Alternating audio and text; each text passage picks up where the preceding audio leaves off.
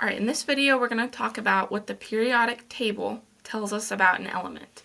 If you have not already watched the video about organization of an atom, I want you to go ahead and pause this video and go watch that first. And you can find the link to that video in the description for this video. So here we have the periodic table, and then we have a model of an atom, and we're using the Bohr model to represent an atom. So this inner circle is going to be our nucleus. The nucleus is going to hold the protons.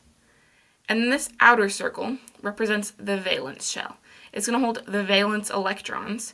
It's going to be the outermost shell. So there might be inner shells here that hold electrons as well. But just for the sake of space, we're not going to represent those here. We will talk about them and just I will remind you that they're here, but we're not actually going to show them and draw them out. Alright, so the first thing in the periodic table that we need to know is we have this number in each of these boxes. This is going to be the atomic number, and it's going to tell us how many protons these elements have. Remember we said in our other video that the number of protons is going to determine which element the atom makes up. So anything with 6 protons, no matter how many electrons we have, if it has 6 protons, it is always going to be a carbon atom. Anything with 10 protons, if we have 10 protons, no matter how many electrons we have, it's always going to be a neon ion. So the number of protons and the atomic number is going to tell us the number of protons. That's always going to determine which element the atom makes up. And in a neutral atom, the atomic number is also going to tell us the number of electrons. So in a neutral oxygen atom, we're going to have 8 protons and 8 electrons.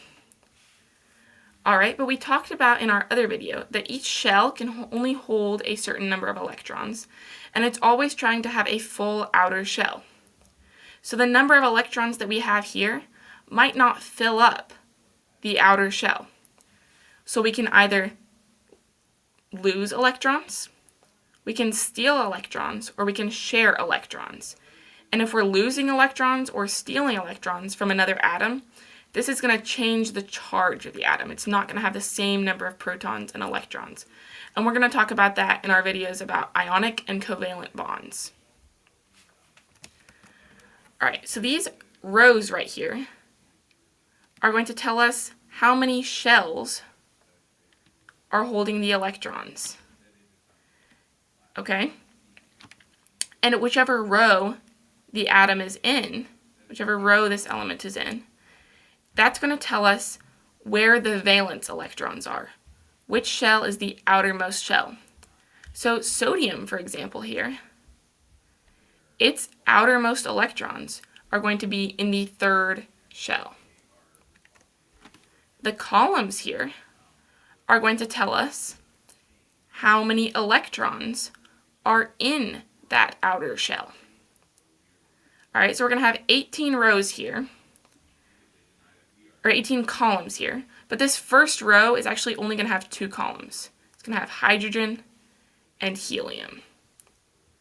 This second row is going to have 8 columns. So while we have 18 total for this whole periodic table, each row is going to have a different number of columns in it. So the second row is going to have 8 columns.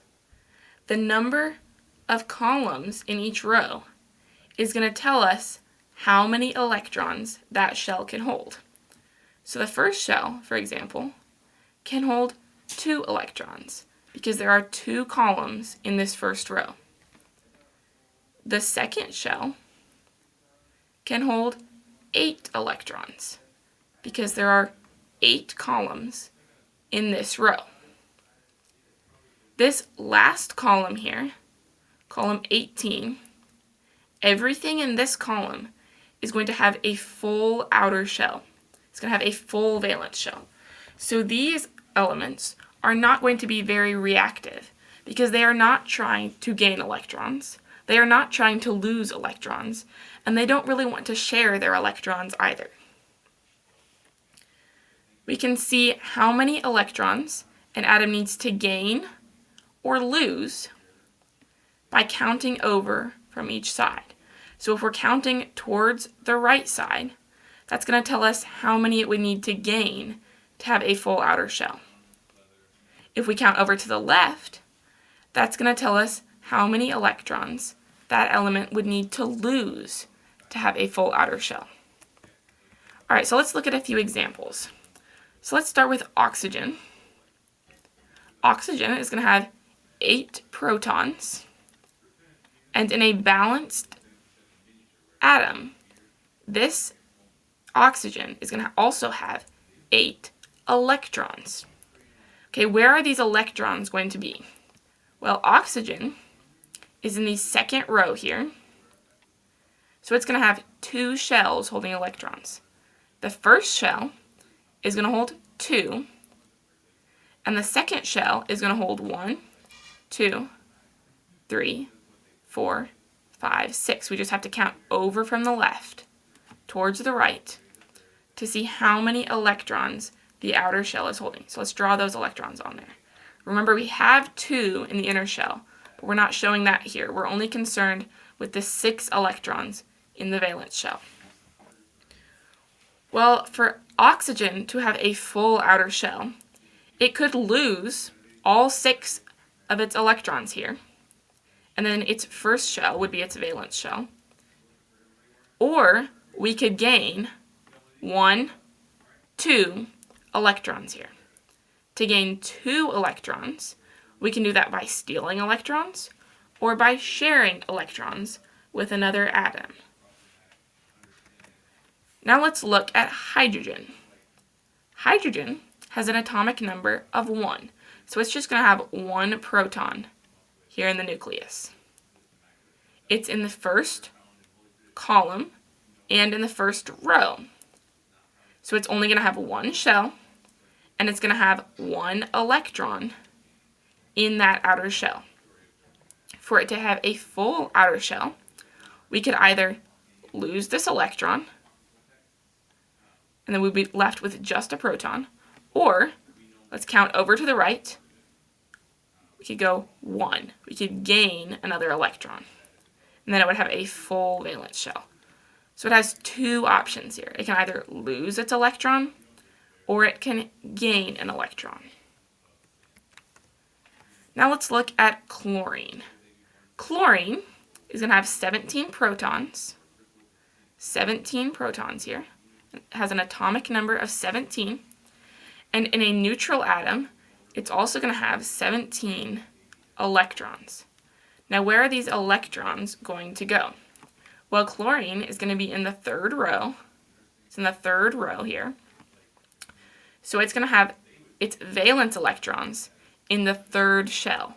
It's going to have electrons also in the 1st and 2nd shells. So the first 2 electrons, because there are 2 columns in the 1st row, are going to go in the 1st shell.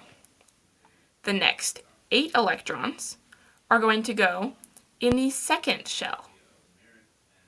And then to figure out how many are in the 3rd shell, we're going to count over from the left towards the right.